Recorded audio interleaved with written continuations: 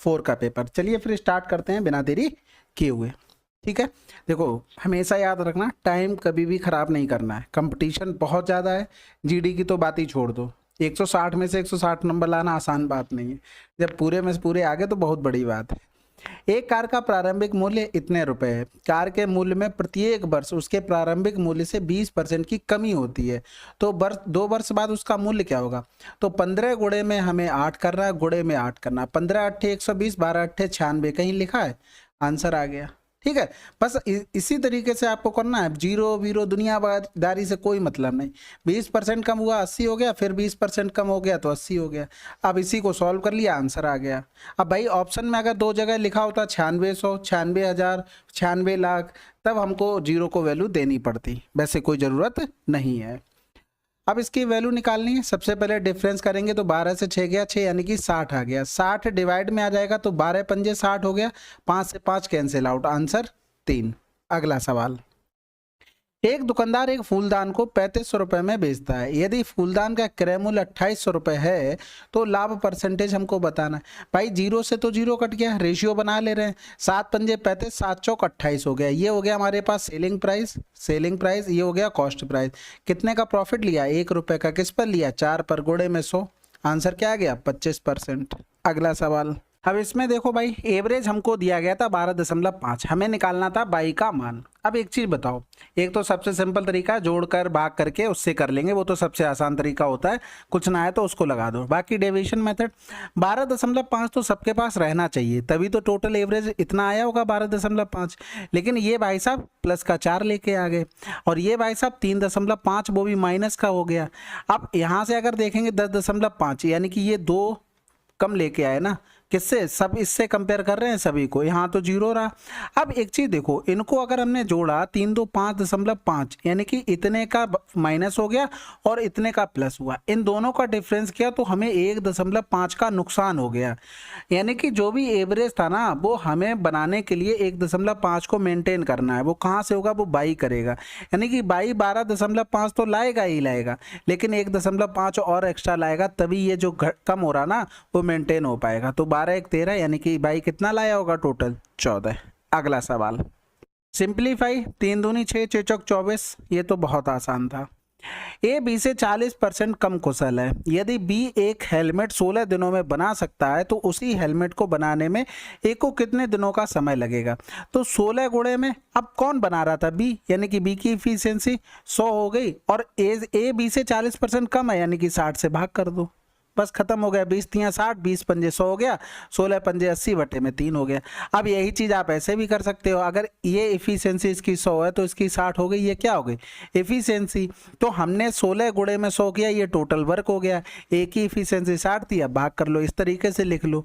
नहीं तो ये तो सब पता ही होगा ना, आप कितने स्टेप्स कटिंग कर पा रहे हैं इसके ऊपर डिपेंड करता है। ठीक है, 11 छात्रों के एक समूह द्वारा प्राप्त औसत अंक कितने हैं? 13 छात्रों के दूसरे समूह द्वारा प्राप्त अंकों का औसत इतना है, सभी 24 छात्रों के द्वारा प्राप्त औसत अंक बताना है। भाई देखो, हमने एवरेज मान लिया कि 53 एवरेज हो गया सभी 24 लोगों का। देखो लिख ही देते हैं, 11 का 53 था, 13 का एवरेज 48 था, हमने मान लिया कि सभी का 53 है, लेकिन ये 53 से कितना कम था? ये भैया -5 कम था। एवरेज में 5 का कम, टोटल कितने थे? 13 में कितना कम हो गया? 65 कम हो गया। यानी कि 53 से एवरेज टोटल 65 कम रहा होगा, लेकिन हमें एक लोगों का निकालना है क्योंकि एवरेज में बात हो रही।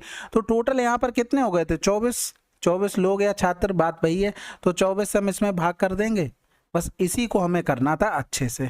तो अब यहाँ पर देखो 24 यहाँ 72 तो ज़्यादा हो जाएगा, 24 दूनी 48 हो जाएगा। यानी कि अगर हम घटाते भी हैं तो 53 से अगर 2 घटाएंगे तो 51 समथिंग आ जाएगा। अब 51 समथिंग आ जाएगा, लेकिन अभी पॉइंट में कुछ ना कुछ तो चलेगा ना।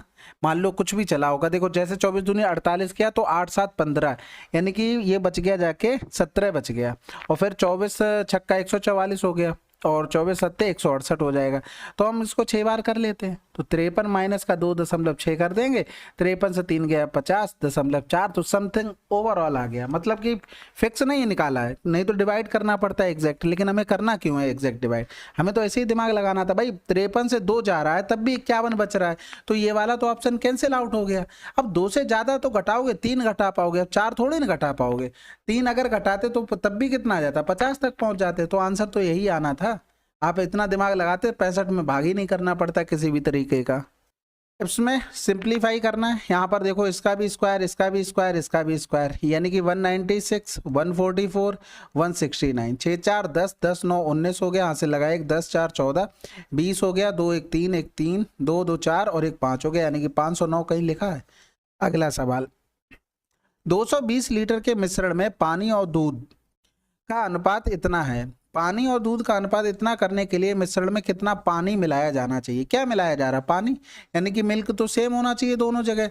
यहाँ पर अगर देखेंगे तो ये 5 था मिल्क, इसमें दूसरी जगह देखेंगे इसमें 4 था, यानी कि दोनों जगह सेम करने के लिए हमें क्या करना पड़ेगा, इसमें पूरे में 4 का गुणा करना पड़ेगा, इसमें पूरे में हमें 5 का गुणा करना पड़ेगा। तो 6 चौक 24 हो गया और 5 को 20 हो गया। इसको लिखेंगे तो ये 55 25 हो गया, 5 को 20। देखो यहाँ पर मिल्क दोनों जगह सेम हो गया, बात खत्म हो गई। अगर इसकी टोटल क्वांटिटी देखें तो 4 2 2 4 हो गया। इसी 44 का मान हमको 220 लीटर दिया गया था। पानी कितना मिलाया गया, 1, यानी कि 1 बराबर निकालेंगे तो 5 लीटर आंसर आ जाएगा। यही तो निकालना था। अगला सवाल, ये एक काम को 55 दिनों में पूरा कर सकता है। वह 20 दिनों तक काम करता है और फिर शेष काम को 20 भी अकेले 49 दिनों में पूरा करता है। दोनों साथ मिलकर उसी काम को पूरा करने में कितना दिन लगाएंगे। अब देखो, जो बी ने शेष काम किया है वो कौन सा काम था, जो ए ने 20 दिन करके चला गया, जो बचा हुआ ए का काम है। तो ए 55 दिन में करता था, लेकिन 20 दिन का उसने कंप्लीट कर दिया, तो बचा कितना काम, 35 काम। यानी कि ए का जो रिमेनिंग काम था वही बी कर रहा है 49 दिन में, यानी कि 7 दोनों से आ गया। अब इसमें 5 बचा है और इसमें बचा है 7। अब 7 5 में कुछ कॉमन तो है नहीं, तो 7 गुणे में 5, टोटल एलसीएम आ गया। इनकी इफिशियंसी 7 हो गई और इनकी इफिशियंसी 5 हो गई, बात खत्म हो गई। अब यहाँ पर अगर टोटल वर्क लिखोगे, टोटल वर्क अगर लिखते हैं तो 55 दिनों में एक काम कर रहा था, एक ही इफिशियंसी 7 थी। अब दोनों मिलकर करेंगे तो इफिशियंसी कितनी है, दोनों की 12 है। तो 7 पंजे 35, 7 पंजे 3 38 हो गया, बटे में 12, आंसर आ गया। अगला सवाल करें, चलो फिर। साधारण ब्याज की वह दर कितनी होगी जिस पर कोई धनराशि 34 वर्षों में स्वयं की 3 गुनी हो जाए। कहने का मतलब है 1 से 3 बन जाए, यानी कि ये प्रिंसिपल है तो ये अमाउंट हो गया। तो ब्याज कितना मिल गया, 2 रुपया मिला। 2 रुपया ब्याज मिला किस पर, 34 वर्ष में 1 रुपये पे मिला। 34 वर्ष में रेट हमें नहीं पता और मिला है 2 रुपया, ये हमें पता है। ठीक है, तो इसको लिख सकते हैं 200, या तो 100 बटे में 17 लिख दो। ठीक है, तो 17 पना 85 हो गया, 17 छक्का 102, यानी कि 5 बार जाएगा, 15 बच गया, यानी कि 150। 17 ने में 153 होता, ज़्यादा हो जाएगा, 17 8 136, 5.8 समथिंग कहीं आंसर लिखा है, आंसर लगा दो। अगला सवाल करें, चलो फिर। अंकित मूल्य क्रय मूल्य से 28% अधिक है। अंकित मूल्य पर 15% की छूट दी जाती है। लाभ या हानि परसेंटेज हमको बताना है। देखो 28% अधिक है तो भैया 28% अधिक हो गया, फिर 15% की छूट दी जाती है, यानी कि इस पे 15% की छूट देंगे तो 85% निकालना पड़ेगा, यानी कि 128 का 85% हम निकालेंगे। उसके बाद हम इससे कंपेयर करेंगे कितना कम ज़्यादा हो रहा है, लेकिन इतनी करने की ज़रूरत नहीं है। ठीक है, मैं पहले भी बता चुका हूँ भाई, उसने किससे काम करवाना, केवल क्रय मूल्य से ही। क्रय मूल्य से ही बढ़ा, फिर उस पर छूट दी गई, फिर क्रय मूल्य से कंपेयर करके प्रॉफिट एंड लॉस। तो डायरेक्ट करो ना, प्लस का 28, 15 की छूट माइनस हो गया, प्लस माइनस माइनस होता है, 28 गुणे में 15 बटे में 100, बस 8 से 5 गया 3, 13 हो गया। इधर करेंगे 15 8 120, 15 दूनी 30 और 12 42 हो गया, पॉइंट आ जाएगा। 13 से 5 गया तो 8, 10 से 2 गया तो 8, 8.8%। प्लस का आया, इसका मतलब लाभ हो गया, माइनस का तो लॉस होता। अगला सवाल, अब इसमें तो डायरेक्ट गुणा ही करना है। ये तो 12 बार चला गया, ये 3 बार करेंगे तो ये पूरा पूरा कट के कितना आ गया, 4 आ जाएगा। इधर करेंगे तो 12 कम 11 बार चला जाएगा, 13 चौकू 52 हो गया, 11 चौक 44 हो गया, यानी कि माइनस का 40 आंसर। अगला सवाल, यदि ई का 30% एफ के 60% के बराबर है तो ई और एफ का मान क्या होगा। 2:1 आंसर, बस।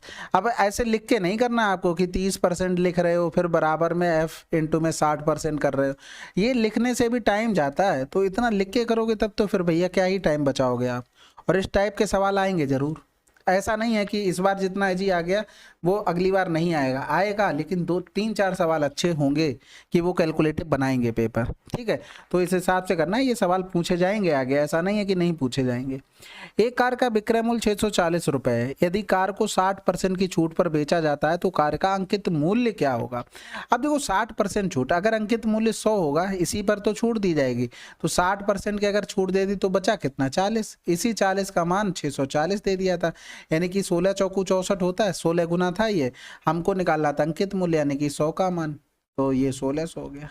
अगला सवाल, दो रेलगाड़ियां समान चाल से विपरीत दिशा में चल रही हैं। यदि प्रत्येक रेलगाड़ी की लंबाई 160 मीटर है और वे एक दूसरे को 32 सेकंड में पार करती हैं, तो रेलगाड़ी की चाल कितनी है। अब दोनों की देखो चाल तो सेम है और विपरीत दिशा में चल रही है, यानी कि स्पीड कितनी हो जाएगी, x प्लस का x हो जाएगी, ये क्या हो गई, स्पीड होगी जो कि सेम थी। रेलगाड़ी क्या थी, प्रत्येक की लंबाई 160 थी, यानी कि टोटल लंबाई ये हो गई, बटे में 2x कर देंगे, बराबर में 32 सेकंड लग रहा था, कुछ करना ही नहीं था, 16 दूनी 32 कर देते, यानी कि x बराबर में 5 आ गया हमारे पास। अच्छा, किलोमीटर प्रति घंटा में तो 18/5 का गुणा कर दो, आंसर आ जाएगा। अगला सवाल, पी क्यू को 40% के लाभ पर एक कुर्सी बेचता है और क्यू इसे आर को 80% के लाभ पर बेचता है, तो पी और आर के क्रय मूल्यों का अनुपात क्या होगा। बहुत सिंपल है, पी अपॉन में हो गया क्यू। देखो कह रहा था पी क्यू को 40% के लाभ पर बेचता है, यानी कि पी अगर 100 की चीज लाया, क्यू को 140 में बेचा, फिर लिख देंगे क्यू अपॉन में आर। तो कह रहा था क्यू आर को 80% के लाभ पर बेचता है।